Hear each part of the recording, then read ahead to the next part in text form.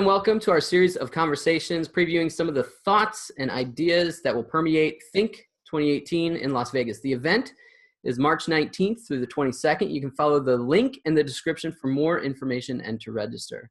I'm here today with someone I've known for, I guess, a few years now through the Cloud Minds program, Rob Hirschfeld. He's the CEO and founder of RackN. Welcome, Rob. Kevin, it's great to be here. Thanks. Awesome. Well, it's good to see you, and we look forward to seeing you in Las Vegas for Think. So tell me, what are you guys working on at RackN right now, and what have you been up to personally? So RackN specializes in physical infrastructure automation. So we actually, the bare metal, the actual servers, we basically use control planes that already exist on those servers and let people automate them with the same controls that you would get with a cloud. So it's really metal as a service, if you want to think about it that way. And that puts us straight in the middle of DevOps, control automation, zero touch provisioning. So it's funny, you might think, oh, they're doing metal, but that's no different from our customer's perspective, and our perspective is what people are doing in cloud. So we're talking Kubernetes, right? We have customers trying to do OpenStack and networking and image-based deployments and mutable infrastructure. All the cloud native buzzwords apply just as much to metal when you have the controls.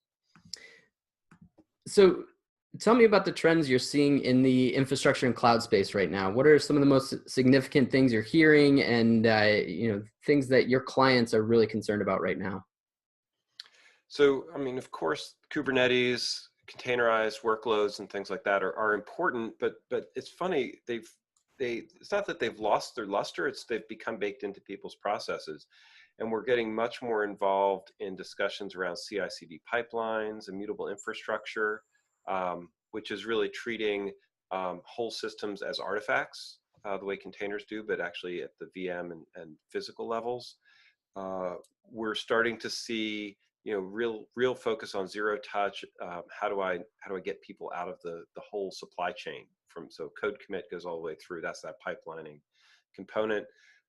And we've been talking a lot about edge infrastructure and the coming wave of edge and all of the IT infrastructure that's going to be sort of distributed in our environment, and thinking about how to manage that compared to what cloud looks like today. Excellent. And so a couple of years ago when KubeCon and Cloud Native Con were not it wasn't the grand event that it is now. It was a much more modest affair. You and I were having a conversation. I don't know if you remember this, but you gave the analogy that the Cloud Native movement was like a bunch of developers were on these surfboards in the middle of the ocean, and they could see that there was this huge wave coming in the distance. Yeah. So I want to ask you, where are we on that wave, and where's that wave taking us? So I like that. I still like that analogy, because I really think that people, especially in these open source communities, feel like everything's now and today, and it's already done, and it's not. We're still at this point where we've shown, and some of these patterns that we've seen very successful in other in very forward-leaning companies like Google. We're seeing just how powerful they are, and people are still learning how they work. So something like Kubernetes, Docker has been like easy to adopt. Kubernetes was relatively easy to adopt. We're seeing whole layers of pieces on top of that, like one of IBM's championed projects, Istio. People are like, okay, I got the containers, I get the scheduling. Now I need to understand service mesh. I need to understand distributed monitoring and logging. And we're seeing this new wave of projects that are coming in as people realize that there's so much new development paradigm they have to think through. And so I would say that while there's this huge swell, the tide's coming in, if you want to think about this analogy, and so the waves are going to get bigger, and we've definitely seen that happen. There's still a whole bunch of wavelets that are forming. The surfers are sort of riding these growing waves, and they're catching waves and they're coming in, but some of those waves are going to be big, and some of those waves are going to be small, and it's still, the surfing's going to be great.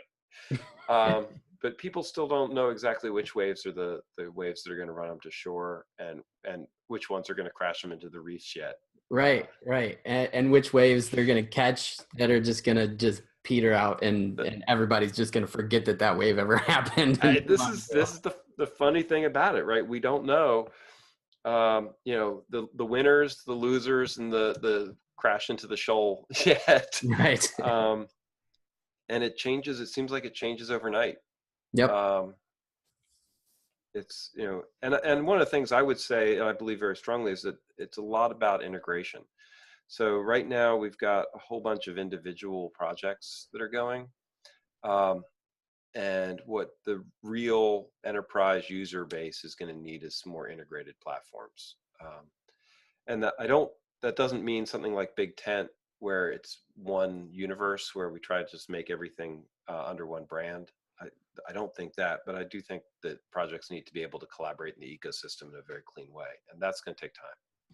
Yeah, and I not to over tout think, but integration is going to be a huge topic there, and it's going to be something that is very important to a lot of people, and as is the conversation around hybrid cloud. But the conversation around hybrid cloud has really changed, hasn't it? It used to be kind of this novel concept, or this new concept anyway, but it's almost become assumed in a way. What's your take on it, and what are you seeing in terms of how your clients are viewing hybrid cloud these days? The segue between talking about integration and hybrid couldn't be more apt. I think that's you nail it with that sort of transition. Hybrid cloud is the way people do business. We've sort of acknowledged that people aren't running an application across multiple providers. That was one of the definitions that people thought would happen with hybrid, this cloud broker concept. And since we've moved that out of the forefront, we really are acknowledging it's more hybrid IT, that people's IT infrastructure is in multiple locations. It's on premises, it's co-load, it's in multiple cloud providers.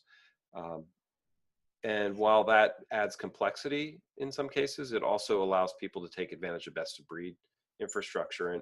And while the market is still as fluctuating as it is, where you might need AI from one platform, right, but you might want to use Lambda from another, right, or functions of service from another. Today, people look at, pick and choose where their cloud infrastructures are. They do different projects in different places, and then they need to own the integration back. And so in a lot of cases, what I see happening is the market is hybrid in itself, and then customers need to understand how to integrate data flows between them, right? So they could be using Watson in one case where they feel like that's giving them a lot of value, but they still might have data and storage in S3 buckets with Amazon. And that is normal. And to me, that's what hybrid IT looks like. And we sort of accept that that's what the world is going to be. That said, there really aren't a lot of tools to help you manage it at this point. And so it's one of the challenges in the market is figuring out how to create portability and management. Right. Well, hopefully some of the conversations we have, I think, will help us move toward that. Speaking of, what are you looking forward to, I think? Wow, Think's been a really exciting conference in the past. I know I've been interconnecting in the past, and I'm always excited to see about the new AI and machine learning capabilities. That's a really important thing. The thing that I get a lot out of Think is that it's full of real users and real applications. And so my mind is always expanded when I hear about not these cool potential ways to use machine learning and AI and integrated workflows and IoT data, but oh, this is actually a factory that's connected their supply chain in these interesting ways. And so that's, I love I love the innovation and the new technologies, but then sitting down and seeing the ways in which they've been connected, blockchain technologies with Hyperledger, is always exciting. It's actually blending all these things into useful work that differentiates, has differentiated interconnect in the past. And I think is going to take that to a whole nother level where we see how these pieces and parts are fit into work. It's a big event. What advice do you give other people who are going? Besides comfortable shoes, that's always important. Um, yeah, allow some time for some unexpected um, things to happen. So, I actually like to cruise around to um, interesting talks that I might want to see. Sometimes I just pick interesting speakers and see what their vibe is on those talks. And I'm not afraid to just sort of sit down and cruise talk to talk to talk. So I would definitely suggest doing that, and not being afraid to sit down and something you don't understand anything about or haven't heard of, um, because you're going to learn something interesting just randomly picking a talk.